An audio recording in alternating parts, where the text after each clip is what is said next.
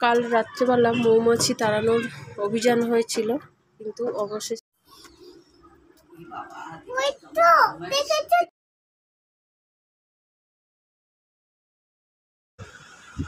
Hello বন্ধুরা, কেমন আছো? আশা করি সবাই খুব ভালো আছো, সুস্থ আছো। অনেকদিন পরে ব্লগ নিয়ে আসলাম, কারণ আমার ফোনের খুব সমস্যা ছিল তাই। তো এখন আপাতত আমার ফোন ঠিক হয়ে গেছে, তো সেই জন্য।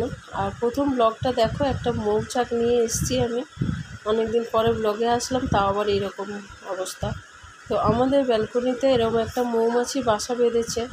তো আগের দিন ভেবেছি যে কী করে তাড়ানো যায়, তো অনেকে অনেক রকম মতামত দিয়েছে। তো সেই বুঝে আমরা কাজ করব, জানি না কী হবে। তো রাত্রিবেলা আমরা দেখো এইভাবে মৌমাছি তাড়ানোর জন্য ব্যবস্থা করেছিলাম। একজন বলল যে ধোঁয়া জ্বালিয়ে দাও, দিয়ে ওর তলায় বসিয়ে দাও, তো ওরা উড়ে যাবে। তো আমরা যথারীতি এরকমভাবে ধোঁয়া জ্বালিয়ে দিয়েছিলাম ন্যাকড়া দিয়ে, আর তোমার কী বলে, ছোবড়া দিয়ে, নারকেল ছোবড়া দিয়ে। তো তাতেও কোনো কাজ হয়নি। দেখো এইভাবে ন্যাকড়া দিয়ে জ্বালিয়েছি। রাত্রি তখন প্রায় 1টা বাজে। আমি আর আমার বর এইসব কাণ্ড করছি, কারণ মৌমাছিগুলো উৎপাত করে এতটাই উৎপাত চালু করেছিল। আর দ্বিতীয় কথা হচ্ছে যে আমাকে 2টো মৌমাছি কামড়েও দিয়েছে। তো কামড়ে দেওয়ার পর আমার হাতটা এমন সাংঘাতিকভাবে ফুলে গেছিলো যে মানে কল্পনার বাইরে। তারপরের দিনকে প্রচণ্ডভাবে ব্যথা, ভীষণ ব্যথা, হাত আমি নাড়াতেই পারছিলাম না।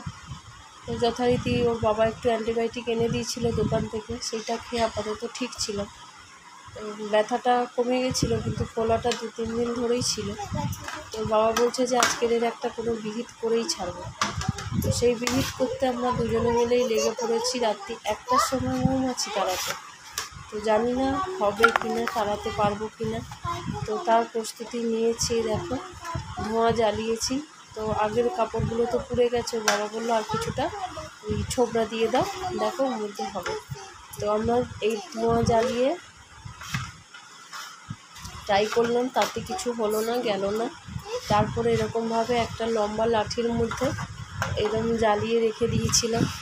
দেখো ওই যে ধোঁয়া জ্বলছে দেখেছো, আগে প্রথমে দিয়েছি ওটা গেল না। সব যে যেমন বসার বসে আছে, 2-4টে উড়েছিল। তো তারপরে যেগুলো যেরম থাকার সেরমই ছিল। আর এইগুলো তারপরে ওর বাবা বললো যে এই লাঠিটার মধ্যে দিয়ে তুমি ওই জায়গাটাতে বসিয়ে দিয়ে ভেতরে ঢুকে যাও।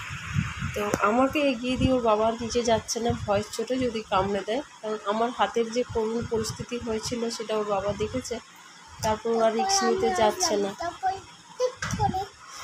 তারপরে তুমি আসলে। তো যাই হোক, তোমাদের যদি কোনো অভিজ্ঞতা থেকে থাকে তোমরা জানিও। এই দেখো মৌমাছিটার এরকমই পরিস্থিতি এই মুহূর্তে আছে। তো তোমাদের অভিজ্ঞতা কারো কিছু থাকলে আমাকে অবশ্যই কমেন্টে জানিও, অবশ্যই জানিও, কারণ এরা আমাদের প্রচণ্ড পরেশানি করছে। আর ব্লগটা অবশ্যই দেখো। Tata, bye bye.